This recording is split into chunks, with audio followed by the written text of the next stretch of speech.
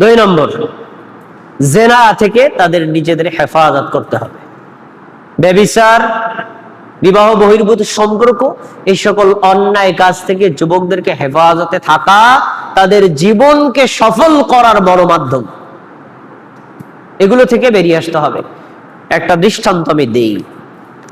সহিহ বুখারীতে হাদিস বর্ণিত আছে, 3 জন ব্যক্তি রাস্তা দিয়ে যাচ্ছিল, প্রচন্ড ঝড় তুফানে রাস্তায় দিয়ে চলছিল।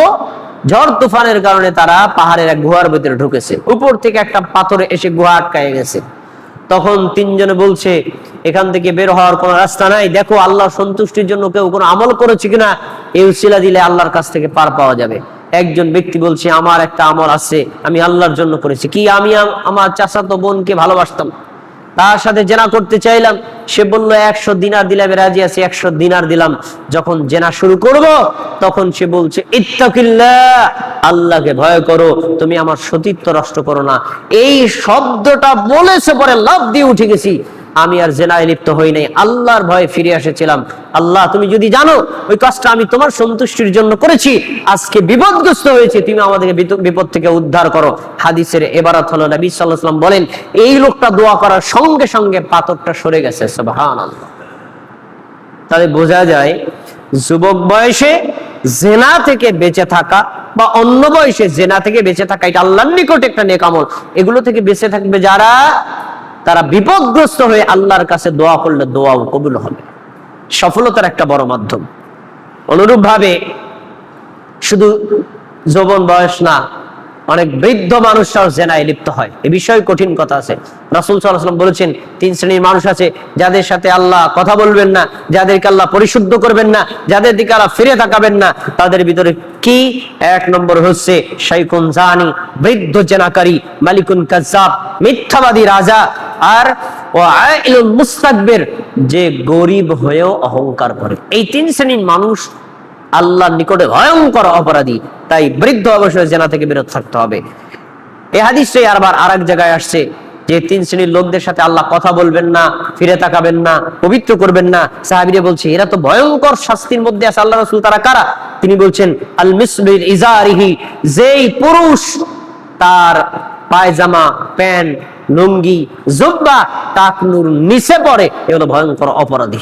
আল্লাহ তাদেরকে কিয়ামত দিন ফিরেই তাকাবে না। তাই টাকনুর নিচে পোশাক পরা যাবে না।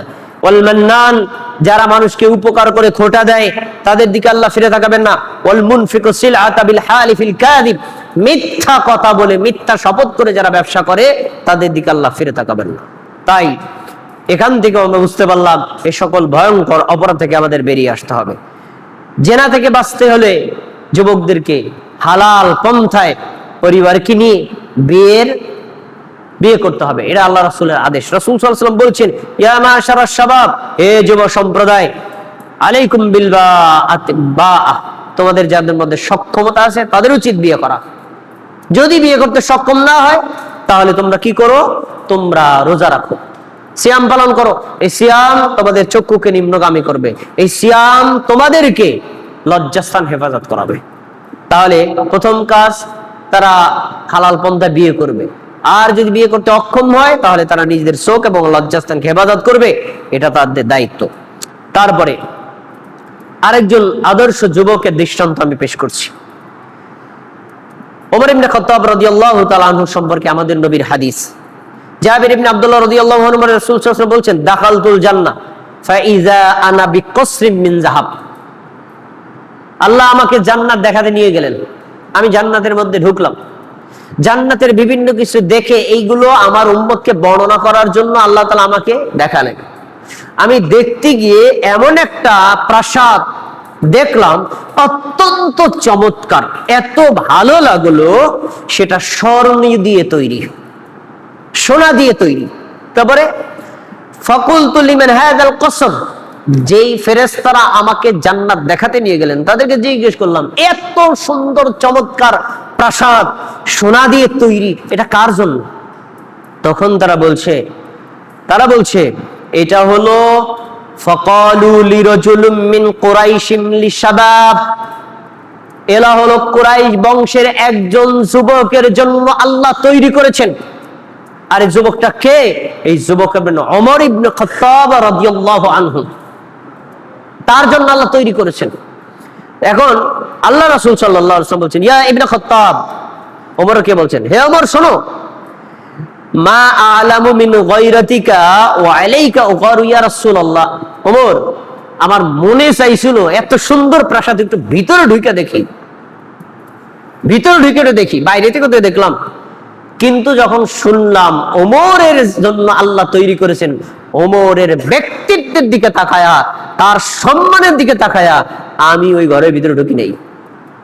ওমর রাদিয়াল্লাহু তাআলা আনহু রাসূল সাল্লাল্লাহু আলাইহি ওয়াসাল্লামকে কেঁদে কেঁদে বলছেন, আল্লাহর রাসূল, আমার ব্যক্তিত্ব আপনার কাছে তো কিছুই না, আমার ব্যক্তিত্বের কারণে আপনি গেলেন না, মানে আমার ব্যক্তিত্ব আপনার কাছে কিছুই না। কান্না করে বলছেন। তাহলে হাদিসে যেটা পাওয়া গেল, আল্লাহর রাসূল সাল্লাল্লাহু আলাইহি ওয়াসাল্লাম একজন যুবককে দ্বীনের পথে ব্যয় করার কারণে, দ্বীনের কল্যাণ কামনার করার কারণে, দ্বীনের জন্য যুদ্ধ করার কারণে, দ্বীনের পথে তিনি দাওয়াতে দেওয়ার কারণে, দ্বীনের পথে নিজের যৌবনকে ব্যয় করার কারণে আল্লাহর রাসূল তাকে স্পেশাল এক প্রাসাদের সুসংবাদ দিলেন। এটা যদি ওমরের জন্য হয়, আমরা কিশোর যুবক যারা আছি তারাও যদি ওমরের মতো নিজেরা দ্বীনের জন্য, দ্বীন জানার জন্য, দ্বীন মানার জন্য ব্যয় করি, আমাদের জন্য কি আল্লাহ এরকম জান্নাত তৈরি করতে পারেন না? অবশ্যই পারেন। তাই যুবক যুবতীদেরকে এই ওমর রাদিয়াল্লাহু তাআলা আনহুর জীবনী থেকে, আদর্শ থেকে শিক্ষা নিয়ে আমাদের সবাইকে এরকম আদর্শ যুবক হওয়ার তৌফিক দান করুন। আমিন।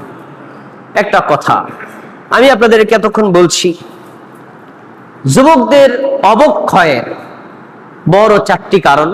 তার ভিতরে 1 নম্বর মাদকতা, 2 নম্বরে জেনা, আর 3 নম্বর হলো বর্তমানে মোবাইল আর ইন্টারনেট, 4 নম্বর হলো খেলাধুলা। এই 4টি হলো যুবকদের ধ্বংসের সবচেয়ে বড় অস্ত্র। মাদকতা, তাদের জীবন শেষ। যারা নেশায় মত্ত হয়ে গেছে তাদের জীবন শেষ। যারা জেনায় লিপ্ত হয়েছে তাদেরও জীবন শেষ। যারা মোবাইল, ইন্টারনেট, গেম, পাবজি এগুলো ছাড়া কিচ্ছু বোঝে না, 10 জন যুবক একত্রিত হইলে আগের জমানার মানুষ মানে ফুটবল মানে খেলাইতো বা হাডুডু খেলাধুলা করতো, এটা কসরত, শারীরিক শ্রমমূলক কাজ করতো। বর্তমানে গাছতলায় 10 জন যুবক এখন 10 জনে মোবাইল নিয়ে ব্যস্ত আছে। এদের দিয়ে জীবনে কিছু হবে না। এই যে খেলার পিছনে তারা সময় ব্যয় করতেছে, তারা জানে না সময়ের মূল্য কত বেশি, এক সময় আফসোস করবে, কিন্তু এগুলো ফিরে পাবে না। আর বর্তমানে খেলাধুলা, খেলাধুলা তো আপনি শারীরিক চর্চার জন্য করবেন, কিন্তু বর্তমানে আমরা যে মোবাইলে এই আমেরিকার মেক্সিকোতে খেলা হচ্ছে, সেই খেলা বাংলাদেশে বসে ঘরের মধ্যে বসে সারা রাত দেখতেছে। রাতের কোনো ঘুম নাই, ফজরের কোনো সালাত নাই, রাতের কোনো ইবাদত নাই, দিনের বেলায় বাবা মায়ের কোনো সেবা নাই। এইভাবে তারা সময় নষ্ট করছে। এই খেলাধুলার পিছনে বিভোর হয়েছে যারা, এই যুবকদের ধ্বংসের বড় কারণ হলো এগুলো। এগুলো কারণ থেকে আমাদেরকে বেরিয়ে আসতে হবে। যদি আমরা 4টি কাজ থেকে নিজেদের কিশোরীদেরকে, যুবক যুবতীদেরকে হেফাজতে রাখতে পারি, তারা যদি লেখাপড়া করে, জ্ঞান অর্জন করে, আল্লাহর ইবাদতে থাকে, অন্যায় কাজ থেকে ফিরে থাকে, তাহলে এদের দ্বারা দেশ, সমাজ, জাতি, পরিবার, ব্যক্তি সবারই উপকার হবে। আল্লাহ রাব্বুল আলামিন আমাদের সবাইকে এবং আমাদের পরিবারের যত সন্তান সন্ততি তাদের সবাইকে এই ভয়াবহ অবক্ষয় থেকে রক্ষা থাকার আর তাদেরকে আদর্শ যুবক যুবতী হওয়ার তৌফিক দান করুন। আমিন। রব্বুল আলামিন আপনি আমাদের খুতবাকে কবুল করে নিন, আমাদের জুমার সালাতকে কবুল করে নিন, আমাদের সবাইকে মুমিন বান্দা বান্দী হিসেবে কবুল করুন, আমাদের সারা পৃথিবীর মুসলমানদেরকে হেফাজত করুন, সারা